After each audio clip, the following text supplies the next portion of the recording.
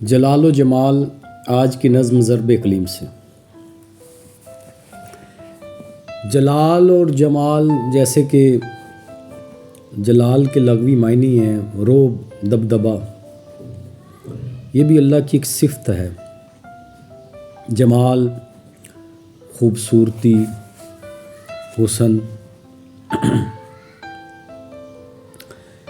یعنی جلال اور جمال یہ دونوں اللہ کی دو خاص شاخیں ہیں اور صفتیں ہیں، اور مومن کے اندر ان کا عکس پایا جانا بہت ضروری ہے۔ ان دونوں کلمہ توحید ان دونوں کا جامع ہے۔ لا الہ سے جلال اور الا اللہ سے جمال کا رنگ ظاہر ہوتا ہے۔ مرشد اقبال فرماتے ہیں کہ میرے لیے فقط زور حیدری کافی، تیرے نصیب افلاطوں کی تیزی ادراک، یعنی مجھے تو حضرت علی کے بازوں کی طاقت ہی کافی ہے، اور تو افلاطون کی فکر کی تیزی کا غلام بنا ہوا ہے، خدا تجھے مبارک کرے۔ لیکن میں تو افلاطون کے فلسفے پر زور حیدری کو ترجیح دوں گا۔ یعنی یہاں مرشد اقبال جو ہے وہ جلال کی ڈیفینیشن بیان فرما رہے ہیں۔ زور حیدری یعنی حضرت علی کرم اللہ وجہہ کی طاقت کے حوالے سے، حضرت علی کرم اللہ وجہہ کی جو جنگیں ہیں اور ان جنگوں میں جو آپ کا کردار ہے، تو مرشد اقبال اس سے جلال سے تعبیر فرما رہے ہیں۔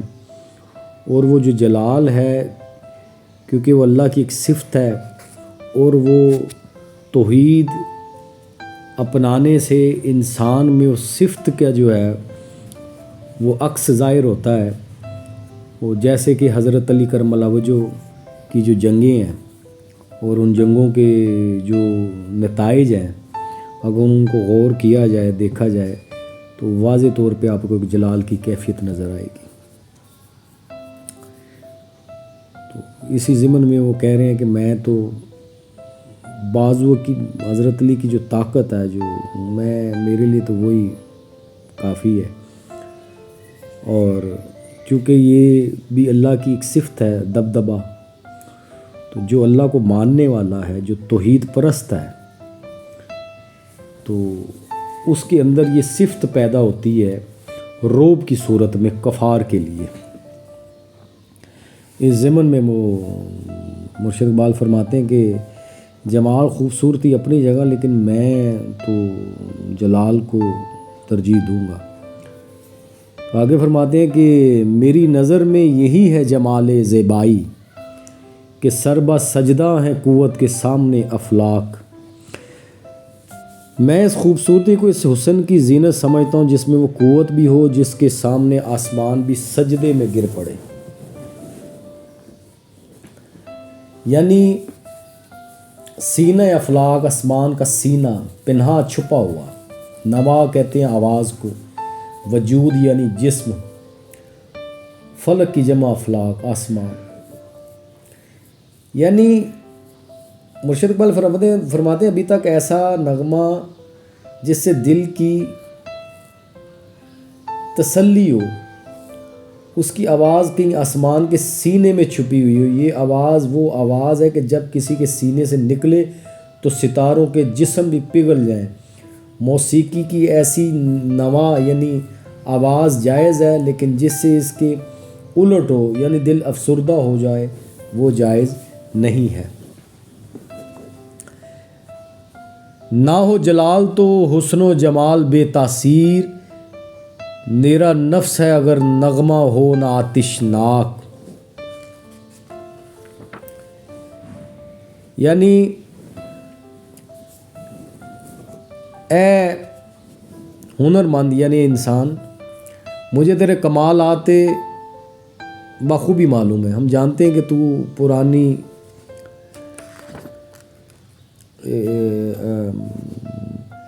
اگر جلال نہ ہو، یعنی میں تیرے کمالات سے خوبی سے واقف ہوں، لیکن اگر جلال نہ ہو تو حسن جمال بے اثر ہے۔ اس کی مثال یہ ہے کہ اگر نغمے میں آگ کی حرارت بھری ہو تو وہ نیرا سانس رہ جاتا ہے، اسے نغمہ نہیں کہا جا سکتا۔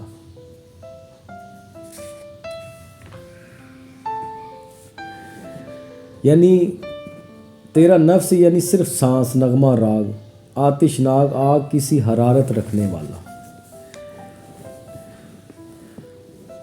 اگر جلال نہ ہو تو حسن اور جمال بے اثر ہے۔ اس کے ثبوت میں مرشد اقبال فرماتے کہ اگر موسیقی کار کے نغمے میں آگ کی طرح کی حرارت موجود نہ ہو تو اس کا نغمہ یا راگ صرف ایک بے اثر سانس کی حیثیت رکھے گا، جیسے کہ انسان سانس لیتا ہے عام۔ اثر اس وقت ہوگا جب اس کے نغمے میں حسن میں جلال کی کیفیت بھی ہوگی۔ اور مجھے سزا کے لیے بھی نہیں قبول وہ آگ کہ جس کا شعلہ نہ ہو تندو سرکش و بے باک۔ یعنی اگر مجھے کسی گناہ کی پادیش میں، جرم میں، آگ میں ڈال دیا جائے، ایسی آگ جو تیز نہ ہو، جس کے شعلے بھڑکیلے نہ ہوں، تو میں ایسی آگ کو قبول نہیں کروں گا۔ یعنی میں اس میں بھی جمال کو موجود سمجھتا ہوں، لیکن جہاں جمال ہوگا وہاں کا جلال کا ہونا ضروری نہیں، اس لیے میں چاہتا ہوں کہ وہ آگ میں بھی جلال سی کیفیت ہو۔ اور جمال پر جلال کی فوقیت ثابت کرنے کے لیے ایک انوکھی مثال دی۔ مرشد اقبال فرماتا ہے اگر مجھے کسی گناہ کے جرم میں یعنی آگ میں ڈالا جائے تو میں ایسی آگ کو کبھی قبول نہیں کروں گا جس کے شعلے تند و تیز اور بھڑکیلے نہ ہو۔ یعنی آگ بھی وہ پسند کروں گا جس میں جلال کی کیفیت ہو۔ یعنی جہاں جلال ہوگا اس میں جمال بھی موجود ہوتا ہے، لیکن جہاں جمال ہو وہاں جلال کا ہونا ضروری نہیں۔ مرشد اقبال فرماتے ہیں کہ اصل چیز جلال ہے، جمال نہیں۔ جمال جلال کے بغیر بیکار ہے۔ یعنی وہ پہلے شعر میں، وہ شروع میں وہ جو فرما رہے ہیں کہ میرے لیے فقط زور حیدری کافی، تیرے نصیب افلاطون کی تیزی ادرا، میں تو قبول نہیں کروں گا ایسے جمال کو جس میں جلال طاقت کا جو ہے نا شو نہ ہو، ظاہر نہ ہو۔ تو میں تو ایسے جمال کا گرویدہ ہوں جو جلال سی کیفیت بھی رکھتا ہو، حسن بھی اپنے عروج پہ ہو، لیکن اس کا دبدبا روب بھی اپنے عروج پہ ہو۔ میں ایسے جمال کا قائل ہوں جو جلال سے لبریز ہو۔ شاید کہ اتر جائے تیرے دل میں میری بات۔